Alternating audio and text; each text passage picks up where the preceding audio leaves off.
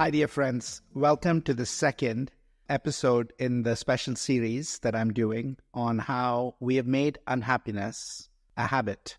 In these series, I'll be highlighting a series of habits that we have created over the years that are resulting in us struggling with stress, anxiety, well-being, in general, a lack of satisfaction and happiness. So let's start with the first one in this episode, which is around sitting. Sitting is the new smoking, as the Mayo Clinic reminds ourselves.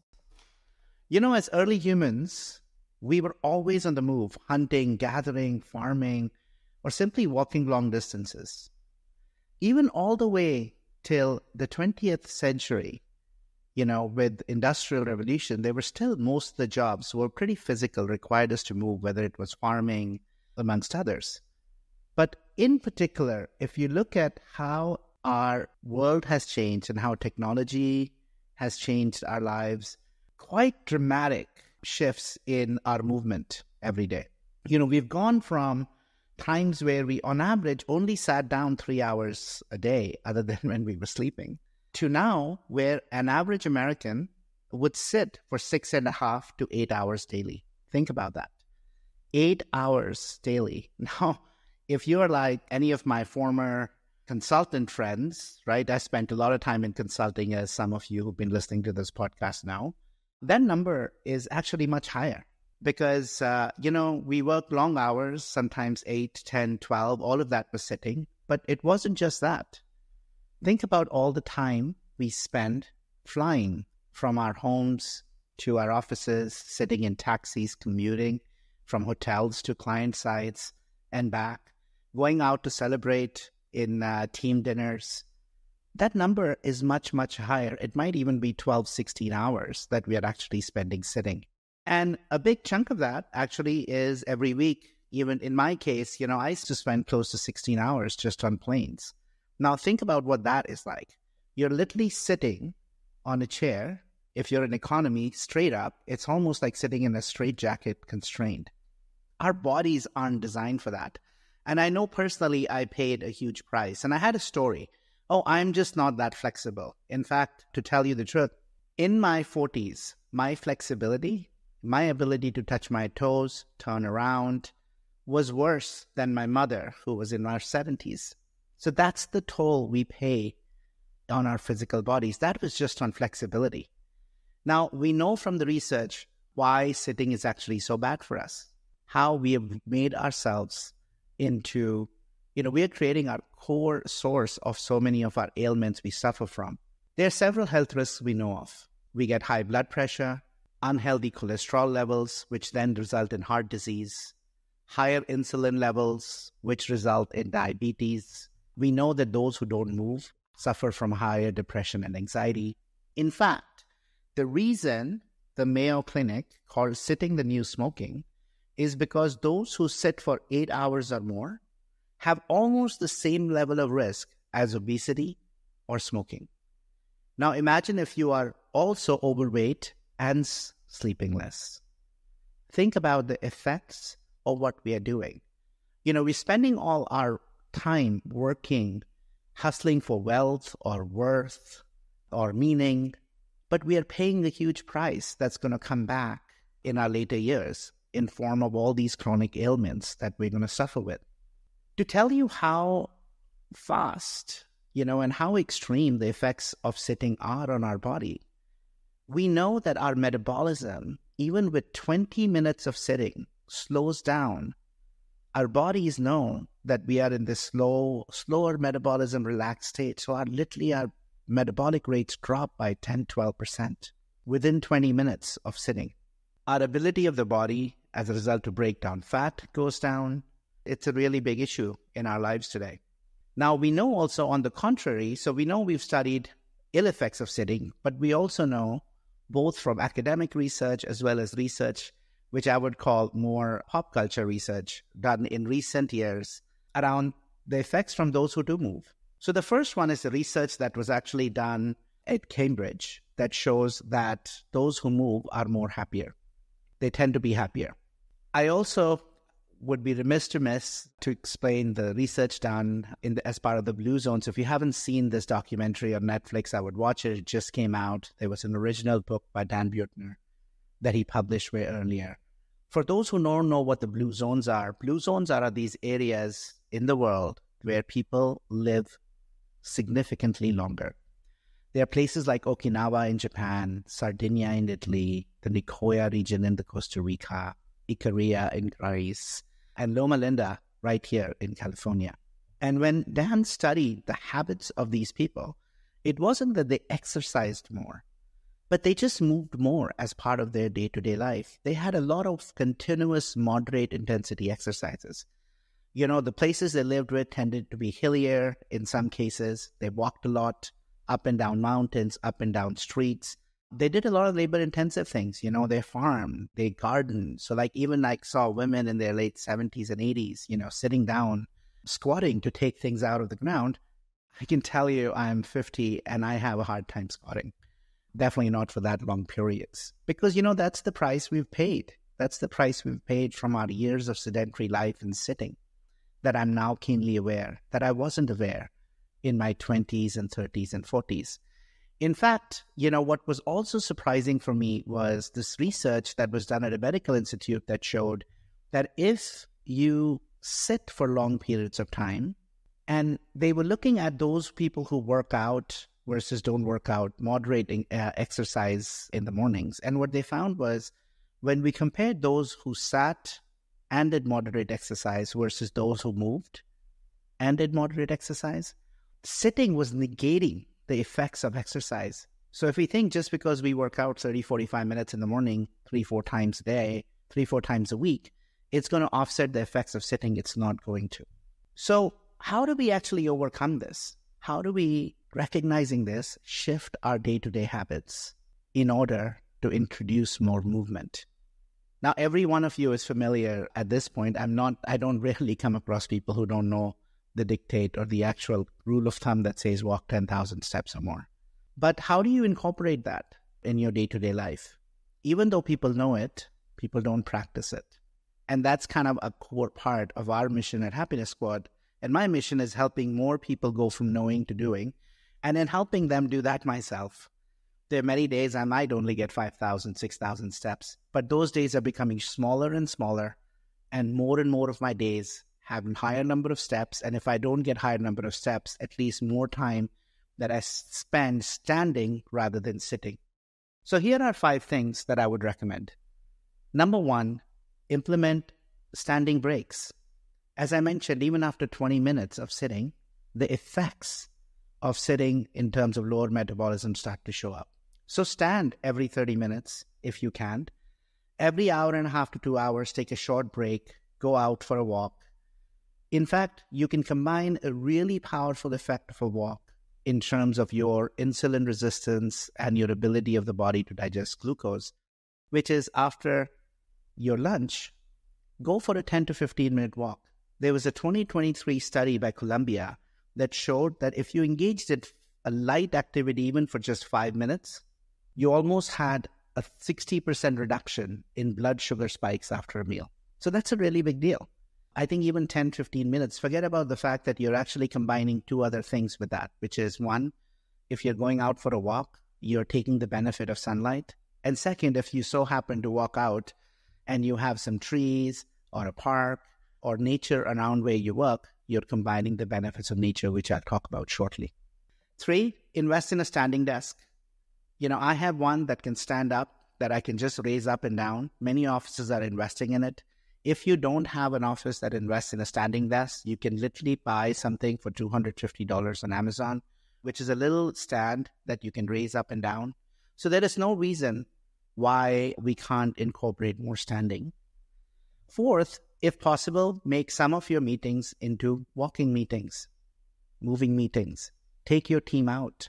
You'll notice that the creativity goes up as people walk outside, are more in natural surroundings.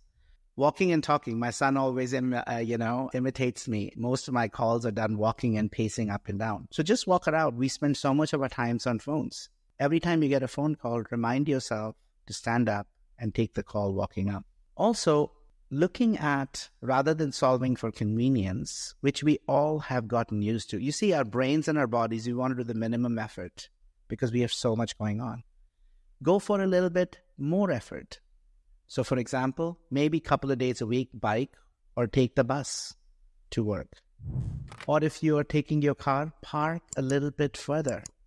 Don't park at the closest parking spot. Maybe park a little bit further. If you have a multi-rise parking garage, park at the topmost and walk down. Don't take the elevator down. So small little hacks that we can create to introduce more movement. If you are working as a team, this is something that is not new. There's many people who are doing it. Have a little movement competition with your team. Who has the maximum number of steps? I did this with a client I was working with in a factory floor. It was quite amazing, the effects of that, and a good fun, good competitive fun, how it encourages people, how it motivates people, how it inspires people to incorporate something that we know is so good for ourselves. So that's the first habit that I invite you to break. Stop sitting, start moving. Let's move to the second habit that we have created that is, again, wreaking havoc on our physical well-being, our mental well-being, our emotional well-being. And that is the habit of sleeping less than 6 or 7 hours a day. By the way, it's not just the quantity of sleep, but also the quality of sleep. Not only are not we sleeping enough, but our quality of sleep is terrible, dear friends. We've gone from ancient times where we slept 10 hours a night to about 9 hours in the 18th century to 8 hours in the 19th century to today. Most Americans on average, are sleeping 6.8 hours per night. When we know from all the research done by leading researchers like Matthew Walker and others, that most Americans need 7 to 9 hours of sleep. Most of us need 7 to 9 hours of sleep. 40% of us are sleeping less than 7 hours a night. And we're paying huge amounts of cost for that habit of not sleeping enough and not sleeping at a high level of quality. We are paying a high price in terms of heart disease. We're paying a hard price in terms of weaker immune systems. We are paying a hard price on the effect of not enough sleep on obesity.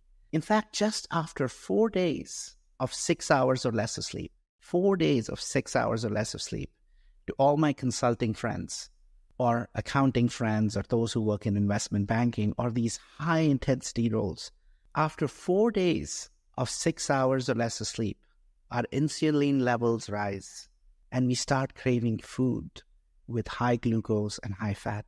We literally are craving junk food, and then we're trying to fight it and not eat it. No surprise when in team rooms, often the snacks you always went out for were the chips. I myself was addicted to it, or sugar. So we pay a high price physically, as I mentioned, in terms of weaker immune systems, heart disease. We also pay a high price mentally. Do you notice a increase in incivility in workplaces? What happened?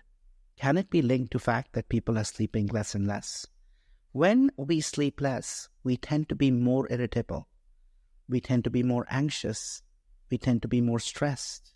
And that is how we show up. We are quick to lose temper with colleagues. We're quick to lose temper with families. We are also feeling incredibly high levels of stress. Cognitively, we pay a high price too. Our performance decline. In fact, research done by Matthew Walker showed that after 10 days of 7 hours or less, 10 days of 7 hours or less, we are operating at the same level of cognitive performance. And if you went 24 hours without sleep, think about that. 10 days of 7 hours or less, sleep puts you at the same level of performance as 24 hours without sleep.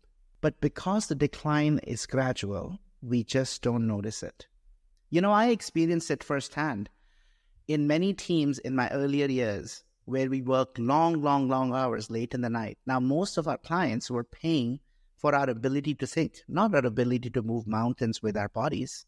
And when you wake up early morning on Monday at a 4 a.m. or a 5 a.m. to go to the airport and you take a flight and you land up fueled by caffeine around 9, 10, 11, or 12. And then you work that night, and then you go out, you don't get enough sleep. I could literally see with every day how it took longer to get things done, how the creativity of the teams were down, because people were working longer and longer hours, not sleeping enough during the week.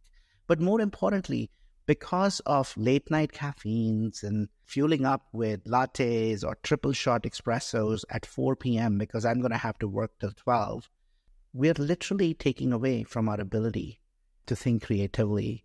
We feel more tired. We have a mental fog that we are operating in. It also results in much higher level of errors that we make. So it's not just the price on creativity and productivity, things taking longer. Our error rates go up. In fact, almost every year, close to 6,000 road accidents are attributed to people feeling too tired. The most famous and well-known story around this and how this can cause such a big issue is Arianna Huffington's, where she literally collapsed. She fell down because of not enough sleep and tiredness, and she wrote the book, The Sleep Revolution, and created Thrive Global. I'm a huge fan of her and her work, but we are still not making enough progress, dear friends, when it comes to individually or as companies in making sure that our employees are getting enough sleep. We would never board a plane where we knew the pilot hadn't had enough rest. But we show up at work all the time. We work in factories where people are showing up with not enough sleep. We are riding buses where people are showing up with not enough sleep. We're seeing doctors who are suffering from high burnout, oftentimes driven by the amount of workload, but also because of not enough sleep, making life and death decisions. This is a massive issue in our current world that we've created. We hope you're enjoying this episode and would love your help in spreading awareness and furthering our mission to help 1 billion people rewire for happiness. Please consider leaving us a review and sharing this podcast with others in your personal and professional life who you feel could benefit from some of these very insights. It's a really simple way to extend and spread positivity. Also check out Rewire, our proprietary offering to move you from knowing to doing, on the Happiness Squad website, www.happiness-squad.com. Rewire uses the science of habit formation and the power of community to help you build happier habits in 5 minutes or less daily. Now, back to the episode. Now, before we can address it, we have to actually understand what is causing this. Of course, we're trying to do too much and busyness that we're putting into our lives, constantly feeling not enough, hustling for worth. But there are several other things that are fundamentally affecting the quantity of sleep that we're getting. It's not just about the quantity, it's about quality. So let me highlight some. Gone are the days when we woke up to the natural sunlight, sun going up and sun going down, natural circadian rhythms. We now spend so much of our time indoors in artificial light. On top of that, because of bad habits that we've picked up, because of our addiction to TV, our screens, our phones, I know of so many who even 5, 10, 15 minutes before they're going to bed are watching something on their email, on their screens, or they're watching TV. There's so much mental activity. Our brains are just not getting enough time to decompress. All that blue light also affects the melatonin production, the natural chemicals that our brain produces to put us to sleep. We further affect the melatonin production and the natural ability of our body to be able to recover and recharge through our caffeine habits that we've put together. Look, I still remember, it's not that long ago, that we used to do team runs, 3 o'clock, 4 o'clock. Hey, who wants a caffeine run? Who wants a Starbucks run? I'm sure others go to their cafeteria and get themselves a coffee. Notice if you do that. And combine that with the fact that caffeine has a 6-hour half-life. Depending on our unique bodies, 4 to 8 hours is kind of the range, but 6 hours is the agreed average. What that means is, if you have coffee at 4 o'clock, at 10 o'clock in the night when you're getting ready to sleep, half of that caffeine is still running through our body. And that caffeine, those molecules, literally get in the way of melatonin attaching to our neural pathways that stimulate sleep. So if we say, hey, I don't feel that sleepy, just imagine, is it because you're having caffeine that late that you're convincing yourself that you don't need enough sleep and you sleep later and later? Because that's not true. Maybe it is because of the amount of caffeine that we are now drinking. The fourth is just irregular sleep schedules. We just have so much, especially now when we are working in global companies. There's a call in the morning, there's a call in the night. I'm meeting with Asia Pacific now I'm meeting with Europe. And many people feel they have to be on constantly. But what we are doing when we're doing that is some days we're waking early, some days we're sleeping late. We have irregular sleep rhythms. If on top of that you travel around for your job, because of all the different time zones, you're further interrupting natural circadian rhythms of our bodies.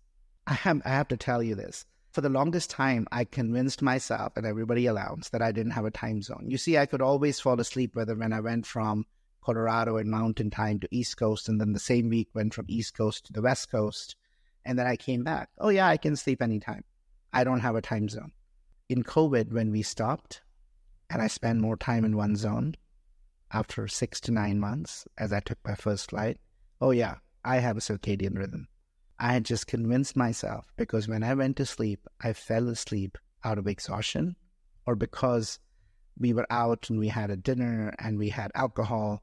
It wasn't that I didn't have a time zone.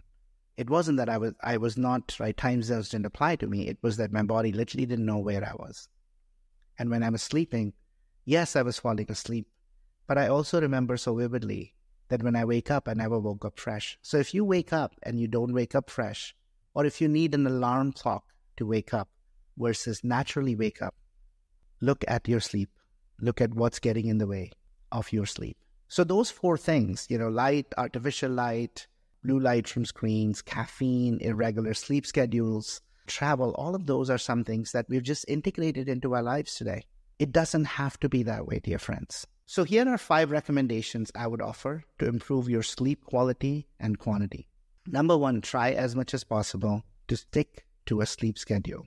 Try to go to bed and wake up at the same time every day, even on weekends. Trust me, it'll make a big difference. Second, see if you can cut out or avoid caffeine after noon, worst case 2 p.m. You will notice instead of caffeine, maybe do movement, go for a walk, go out in the sun. Find some other ways. There's a beautiful breathing technique in pranayama that's called Bhastrika. You can look it up, Bhastrika. That is a natural way to get more energy into our body through more aggressive, vigorous breathing. There are different ways in which we can fuel up. Caffeine isn't the only one when we feel the lethargy sticking in. Third, try if possible to limit screen time at least 1 hour before you go to bed. Read instead. Fourth, see if you can optimize your sleep environment. Darker curtains, cooler temperatures can all make a big difference in our body's ability to go to sleep. And friends, if despite all that, you are struggling to fall asleep, don't pick up the phone or turn the light. Instead, I invite you to practice a body scan, focusing on your breath and checking in all the way from the top of your head, slowly through your body. At each level, noticing your ears, your eyes, your nose, your lips, your shoulders, your chest, your belly, your arms, your hands, your thighs, your calves, your knees, your feet, feeling each toe. And then on the way back, inviting them to relax and go to sleep and go all the way up. And notice how the effect that has on you to relax, and hopefully within the first scan, you go to sleep. So that's habit number 2 for this episode that I will highlight. Break the habit of not sleeping enough and not sleeping deeply enough. We already covered the habit of sitting.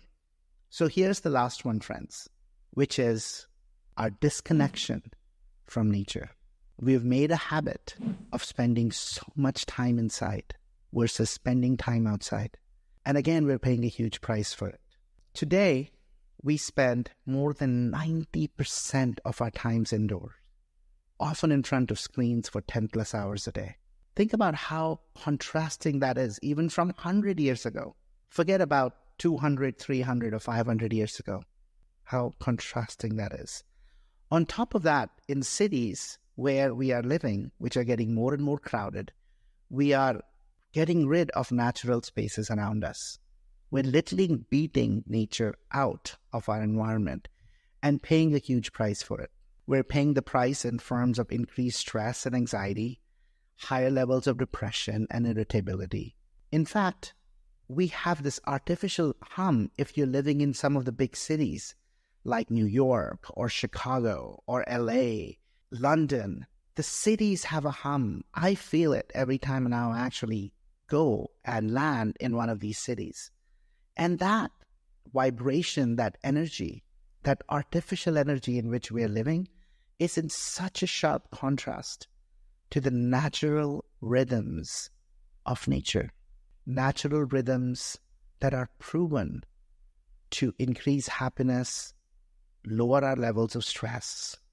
There was a recent study done in Denmark that found that children who have less exposure to green spaces had a 55% higher chance of developing mental health challenges later. Look, we all experience it ourselves. Notice if your attention, your ability to manage stress, your mood, your anxiety levels are higher, and how that might be related to actually disconnection from nature and spending more time inside our boxes in regulated environments and temperatures. I invite you to consider when was the last time you left all your devices and truly spend time in a natural setting, maybe in a local park, in a forest preserve, in a national park. When we spend time in nature, we get so many benefits. The first country to study the effects of this more consciously of urban settings and the effects it was having and created a practice was Japan in the 80s. They created a practice called Shinrin-yoku, or forest breathing. And what they found was that it had massive effects on mental, physical, social, emotional well-being of those who spend time in nature. By the way, you don't have to spend a lot of time, even 10 minutes, as per a study recently done at Cornell, in natural settings, is shown to increase our happiness and lower the effects on mental and physical stress by spending time in nature. Now, one of the things that I really got intrigued by as I delved more into this topic, I read a book called The Inner Lives of Trees, was how trees and natural settings, how all of these plants naturally give away chemicals to ward off insects and other things that get in the way of the forest's well-being. When we spend time walking through nature, we inhale those phytoncides, which are found to increase the activity of our own immune cells that fight off infections. So we can use nature as a core part of our healing. When we spend time in nature, our own energy levels, our own vibrations sink in with the lower, slower vibrational energies of nature. We can benefit from that. In fact, I've firsthand witnessed and seen the benefits of that. And I've done work with teams in nature, together with companies like Trail Heaven, who do nature retreats 4 or 5 days with leadership teams. I've seen the benefits when we use nature to do so much of the healing work in helping downregulate nervous systems, helping shift people from fear and scarcity and feeling like there is not enough time, there's not enough space, to the natural rhythms.